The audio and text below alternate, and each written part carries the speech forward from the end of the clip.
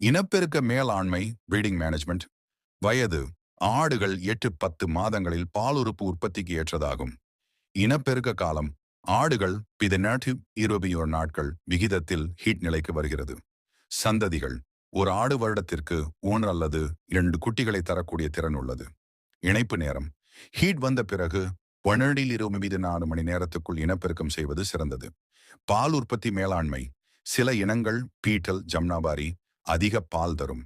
ஒரு ஆடு நாளைக்கு 3 லிட்டர் வரை பாலை உற்பத்தி செய்யலாம்.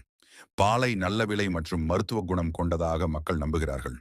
சுகாதார பராமரிப்பு வீணாக கிடக்கும் கழிவுகளை தூரம் வைக்க வேண்டும். அடிக்கடி பானையை சுத்தம் செய்ய வேண்டும். குடிநீரை காற்றாடி மூலம் சுத்தமாக வைத்திருத்தல் முக்கியம். கால்நடை மருத்துவரை அடிக்கடி பார்க்கவும். நோய் அறிகுறிகளை விரைவில் கையாளவும். செலவுகள் மற்றும் லாபம் அந்தஸ்து திட்டம்.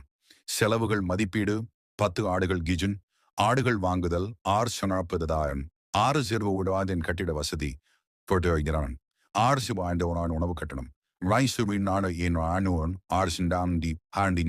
மாதம் மருத்துவம் வெக்சின் R&D கினான் ஆண்டு விற்கக்கூடிய மதிப்பு. ஆடு ஒன்றின் விலை R12,000 வரை. 1 வருடத்தில் 10-20 குட்டிகள் பிறக்கும். குட்டிகளையும் பெரிய ஆடுகளையும் விற்றால் R1 வரை வருமானம் கிடைக்கக்கூடும். அரசின் உதவிகள் நாடு மாடு வளர்ப்பு வாரியம் வழியாக மானியங்கள். நாபார்டி பஞ்சாயத்து தொழில் மேம்பாட்டு மையங்கள் மூலம் பயிற்சிகள் மற்றும் கடன் உதவிகள். கால்நடை மருத்துவ முகாம் வாயிலாக இலவச ரோக பரிசோதனை மற்றும் மருந்துகள். நவீன ஆலோசனைகள் மொபைல் செயலிகள் மூலம் ஆடுகள் வளர்ப்பு தொடர்பான தகவல்களை பெறலாம். மாடல் பண்ணைகளை பார்வையிட்டு புது யுக்திகளை கற்றுக்கொள்ளலாம். ஆடு வளர்ப்பு என்பது முயற்சி பிளஸ் அறிவுடன் சேர்ந்து செய்யும் தொழில். சிறிய முதலீட்டில் தொடங்கி